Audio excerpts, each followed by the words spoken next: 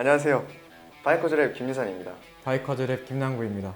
혼다가 호크11이라는 새로운 카페 레이서를 공개했습니다. 그래서 저희 오늘 한번 다뤄보기 위해서 준비를 해봤고요. 간단하게 출시 배경에 대해서 김지선 기자가 설명을 해주시죠. 일단 호크11은 지난 3월 오사카 모터사이클 쇼에서 공개가 됐었고요. 거슬러 올라가 보면 2018년도에 나이크마에서 CB4라는 컨셉트 모델로 공개를 한 적이 있어요. 그래서 당시에는 4기통 엔진으로 컨셉트를 보였지만 현재는 이제 아프리카 트윈 기반의 엔진으로 다시 한번 모습을 보였습니다. 우리나라 출시 가능성은 어떻게 될까요? 일본에서는 출시가 확정이 됐습니다. 9월 말 출시를 할 거라고 하는데 국내에는 아직 미정입니다. 그래서 뭐 들어온다고 하더라도 그 시일은 좀 오래 걸리지 않을까 싶습니다. 그래도 뭐 혼다가 흔치 않은 카페 레이서 스타일의 네이키드를 출시를 했으니까 그래서 저희 한번 살펴볼 필요성이 있다고 해서 영상을 준비했고요. 출시 소식이 전해지면 그때 또 한번 다뤄보도록 하겠습니다. 그럼 먼저 엔진에 대해서 김유산 기자가 설명 좀 부탁드리겠습니다.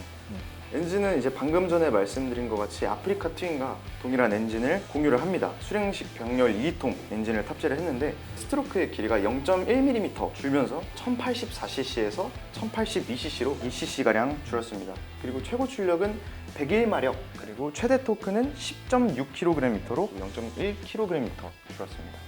거의 비슷하다고 할 수 있죠.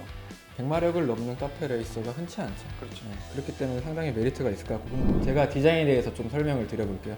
디자인이 네오 스포츠 카페, 그러니까 지금 현재 출시되고 있는 CB125R, 300R, 650R, CB1000R 이렇게 네오 스포츠 카페가 125cc부터 리터급까지 포진이 되어 있는데 그 디자인 컨셉이랑 상당히 비슷하다는 생각이 들었어요. 네오 클래식이죠. 그러니까 뭔가 현대적이면서도 되게 복고적인 디자인을 가지고 있다는 생각이 들었는데, 보시면은 연료 탱크는 날렵하게 엣지가 서 있죠. 세련되고 현대적이라는 생각이 드는데, 로켓 카울은 전통적인 카페 레이서의 그 디자인을 그대로 잘 가지고 온 것 같아요.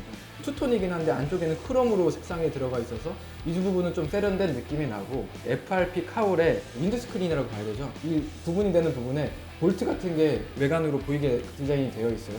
근데 이 부분은 사실 없애면 없앨 수 있는데 일부러 보이게 만들어 놓은 거란 말이죠. 옛날에 이랬으니까 그 느낌을 살린 거야, 혼다에서. 그쵸? 이런 부분은 상당히 복고적이고, 헤드라이트는 LED고요. 그리고 로켓 카울 옆쪽에 귀엽게 조그맣게 방향지시 등이 나와 있습니다. 그리고 사이드미러도 핸들바 아래로 배치시키면서 군더더기 없이 깔끔하게 정리가 잘 된 것 같습니다. 이 시트를 보시면 시트 폭이 상당히 슬림해요. 이게 지금 시트 고가 몇이죠? 820mm. 820mm면 어느 정도 적당한 수준이라고 생각이 들고, 테일라이트 쪽으로 갈수록 뭉툭하게 모아지는 형상인데, 이런 부분은 컨셉트 모터사이클에서 이런 형태가 많은데 그대로 CB4의 느낌을 잘 살려서 리어 불을 디자인을 한 것 같아요. 그리고 보시면은 뭐 텐던 스탯도 있기 때문에 텐던 라이딩도 가능할 것 같고요.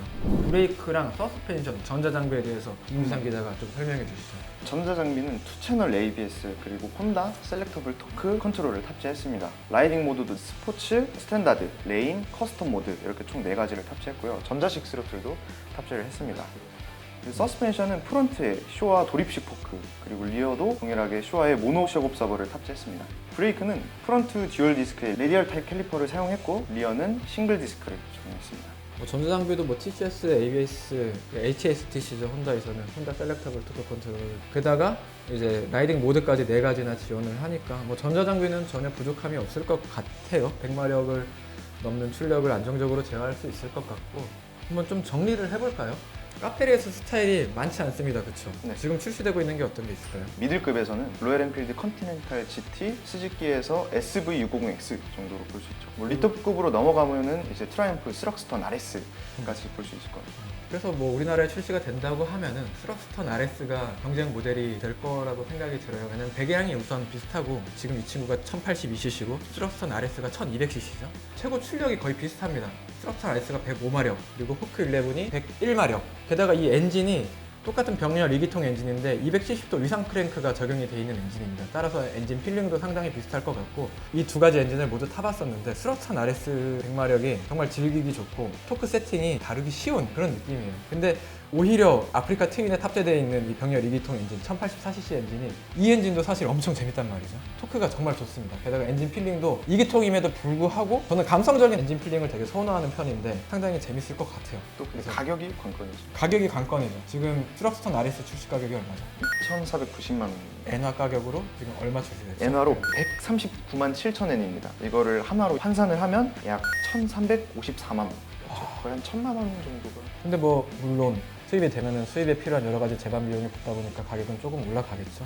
그럼에도 불구하고 시럭슨 RS보다는 상당히 저렴하겠죠. 포크11이 물론 엔진도 괜찮고 디자인도 정말 멋있게 잘 만들었고요. 당연히 혼다니까 뭐 의심할 여지가 없을 거라는 생각이 드는데 그럼에도 불구하고 시럭슨 RS는 트라이엄프잖아요.